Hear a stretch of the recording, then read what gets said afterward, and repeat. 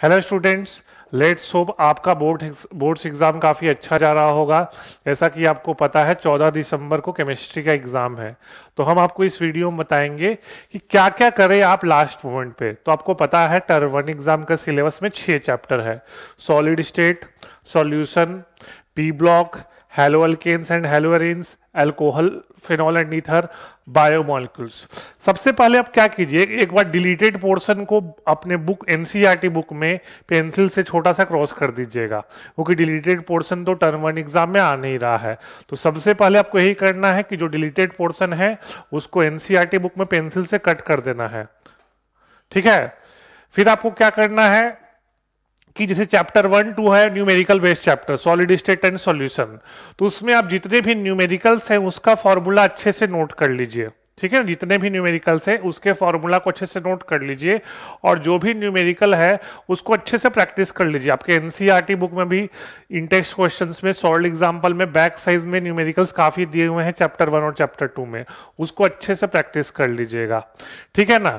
फिर अब हम बात करते हैं पी ब्लॉक में। तो पी ब्लॉक में आपको क्या करना है कि जो रिएक्शंस है उसको अच्छे से लिख के प्रैक्टिस कर लीजिए, और जो स्ट्रक्चर दिया है कंपाउंड्स का, जैसे HCF2, HCF4, HCF6 है ना, ClF3, ये स्ट्रक्चर्स को according to VSEPR theory practice कर लीजिएगा। ध्यान रखिएगा वेस्पर थ्योरी को फॉलो करना है।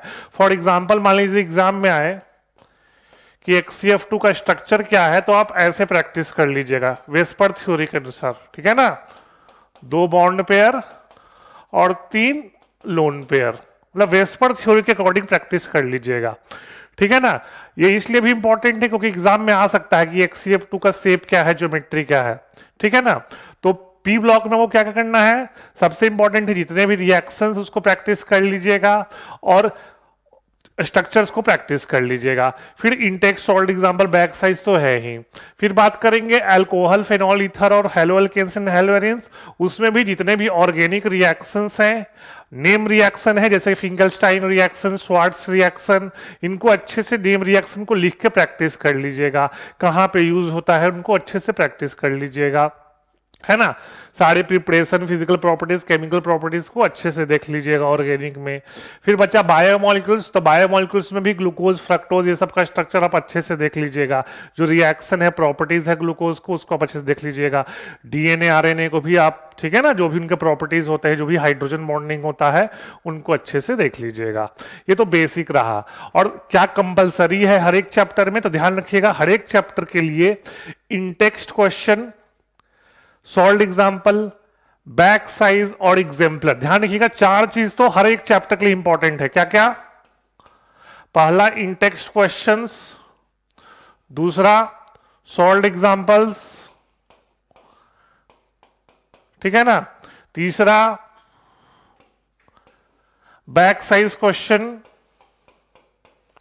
और फोर्थ एग्जाम्पलर में। एग्जाम्पलर में सारे ऑब्जेक्टिव क्वेश्चन, ध्यान रखिएगा एग्जाम्पलर में मेनली 4 तरह के ऑब्जेक्टिव क्वेश्चंस होते हैं, सिंगल करेक्ट, कुछ मल्टीपल, है ना, फिर आपको असर्शन रीजनिंग भी होता है और मैच द कॉलम भी होता है। तो चारों तरह के ऑब्जेक्टिव क्वेश्चंस को कर लीजिएगा।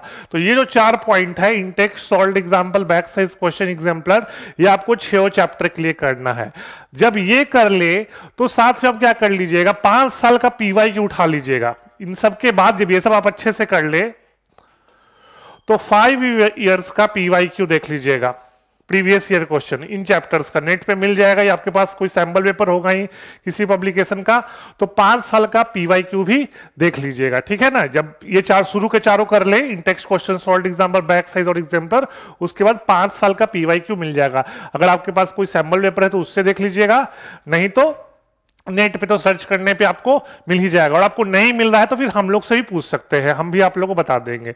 और जब आप ये कर ले और आपको मन हो कोई सैंपल पेपर, कोई टेस्ट देने का, तो हमसे आप मांग सकते हैं। हमारा फोन नंबर दिया रहेगा नीचे, आप उससे कुछ सैंपल पेपर प्रैक्टिस करने के लिए मांग सकते हैं, हम आपको दे देंगे। इतना कर लीजिएगा तो मेरे अनुसार आपको एटलीस्ट 90% मार्क्स तो केमिस्ट्री के टर्म 1 एग्जाम में आ ही जाएंगे।